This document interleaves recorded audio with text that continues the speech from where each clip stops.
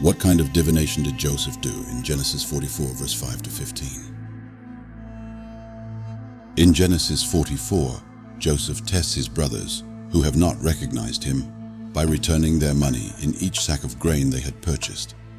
In Benjamin's sack, he places his special silver cup. After the brothers leave for home, Joseph sends his steward after them to confront them over the theft of the cup. The steward was to say to them, "Why have you repaid evil for good? Is it not from this that my Lord drinks, and by this that he practices divination? You have done evil in doing this." Verses 4, 5. In verse 15, Joseph accuses his brothers in person, saying, "What deed is this that you have done? Do you not know that a man like me can indeed practice divination?" Joseph's claim to have knowledge by divination seems to conflict with the Bible's condemnation of divination as evil, Deuteronomy 18:10, 1 Samuel 15:23. Here are some points to consider. First, it is clear that Joseph's use of the divining cup is part of his test for his brothers. He planted evidence that would link them to a serious crime. Since the cup was part of a setup, it may have not been used in divination at all. There is no indication in the passage that Joseph actually used the cup for divination. Instead, Joseph may have claimed he used it to divine matters in order to raise the stakes and incite more fear in his brothers' hearts. Second, divination was common in ancient Middle Eastern cultures, especially among its leaders. In fact, Laban once said to Jacob, "I have learned by divination that the Lord has blessed me because of you." Genesis 30:27.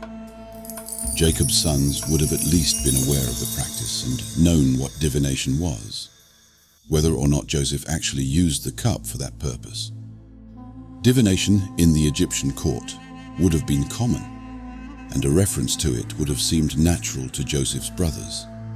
Third, it is possible, though unlikely.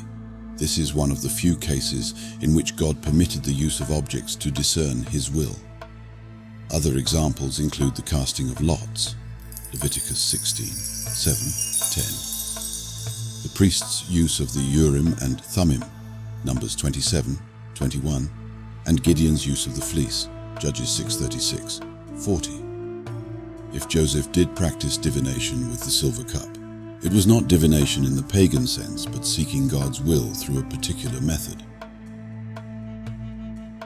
The most likely scenario is that Joseph owned a silver divination cup, as did all Egyptian nobility at that time. The context is not clear that Joseph ever used this cup in divination. As part of his plan to test his brothers, he placed something small yet valuable in Benjamin's grain sack. A silver cup was a perfect object in this case, as it held great financial and spiritual value in Egypt. The reaction of Joseph's brothers reveals their concern.